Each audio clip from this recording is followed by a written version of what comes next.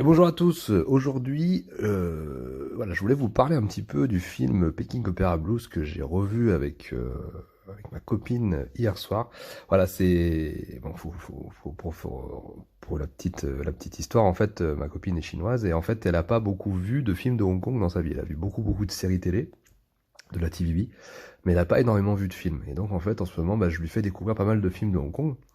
Et ce qui est intéressant, c'est qu'à chaque fois, en fait, elle m'introduit des éléments de la pensée chinoise que j'ai, que, dont je, dont que j'ignore en fait, parce que même si j'ai passé du temps en Chine, même si je connais bien la Chine, il y a plein de spécificités culturelles chinoises que je n'ai pas, de repères historiques, voilà, social, sociétal, voilà, de n'importe quel domaine qui est chinois. Et ce qui est très intéressant, c'est qu'en fait, à l'aune voilà, de ces petites soirées de films voilà, de ces petits films hongkongais que je lui fais découvrir ou redécouvrir, bah en fait, en même temps, elle m'explique voilà les références culturelles, les références historiques, etc.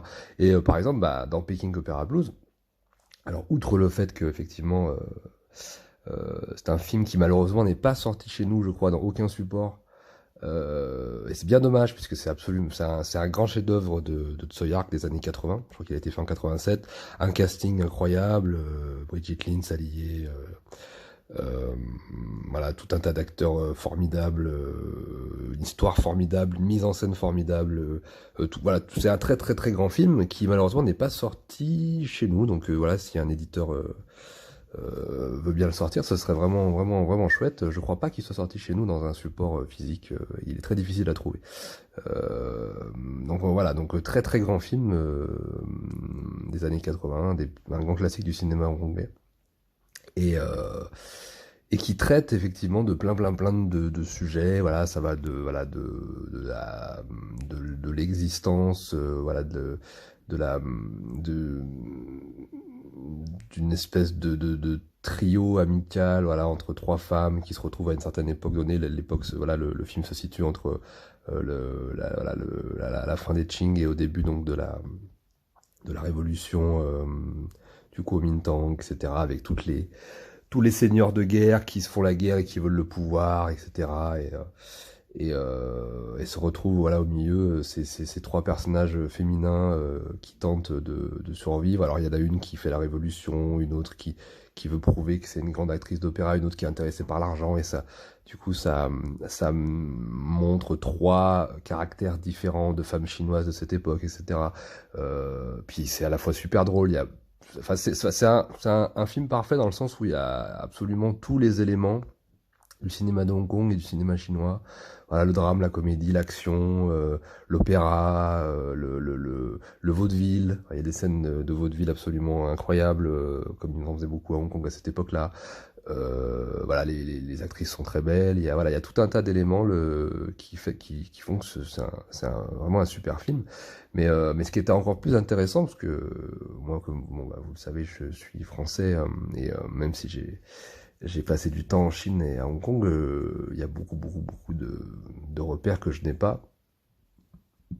Et c'est encore plus intéressant en fait de regarder ces films avec quelqu'un qui est voilà, avec un Chinois ou une Chinoise, c'est que systématiquement, voilà, on comprend ce qui les fait rire, ce qui les fait pleurer, pourquoi est-ce que tel ou tel élément est important, etc. Et voilà, j'ai appris plein de trucs sur l'opéra. Alors là, le film s'appelle Peking Opera Blues, donc c'est de l'opéra de Pékin. Et à l'époque, les femmes n'avaient pas le droit de jouer, par exemple, les rôles d'hommes. Ça, c'était les hommes qui jouaient les femmes dans l'opéra. Mais en fait, elle m'a appris que ça, c'était dans le Nord, dans l'opéra chinois du Sud, les femmes pouvaient jouer. C'est ce qu'elle m'a expliqué, donc chose que j'ignorais à cette époque-là. Voilà, elle m'expliquait un petit peu l'histoire de Yuan Shikai, voilà, le seigneur de guerre ancien de la dynastie des Qing qui voulait revenir en tant que roi, qui restait au trône pendant 100 jours, etc. Enfin, voilà, c'est assez intéressant et ça apporte un vrai plus quand on regarde des films de Hong Kong avec des personnes chinoises parce qu'ils voilà, ils mettent la lumière sur tout un tas d'éléments C'est bon, c'est un petit peu comme je dis toujours, l'idée que je défends un petit peu sur cette chaîne. J'essaye toujours de faire le pont, de faire le lien entre Hong Kong et la Chine. En tout cas, entre le cinéma de Hong Kong et la culture chinoise. Je pense que ça apporte un vrai plus. Voilà, si vous pouvez avoir en plus de votre amour pour le cinéma de Hong Kong, qui est purement formel et purement voilà, bon, je vais pas répéter voilà tout l'amour que j'ai pour ce cinéma, mais si en plus on peut aussi y apporter des références culturelles et historiques, c'est d'autant mieux parce que ça va nous faire comprendre que il y a plus de rapports en fait qu'on veut bien le croire ou que les gens veulent bien nous le faire croire entre Hong Kong et la Chine. En tout cas, voilà, comme je l'ai expliqué, entre le cinéma de Hong Kong et la culture chinoise, et que voilà, je pense que c'est intéressant de creuser là-dessus. Je pense que c'est le petit plus, voilà, que j'aimerais un petit peu, voilà, apporter aux fans de ce cinéma. Voilà, regardez-les toujours un peu avec la vision de la culture chinoise. J'ai essayé de le faire sur plein de vidéos.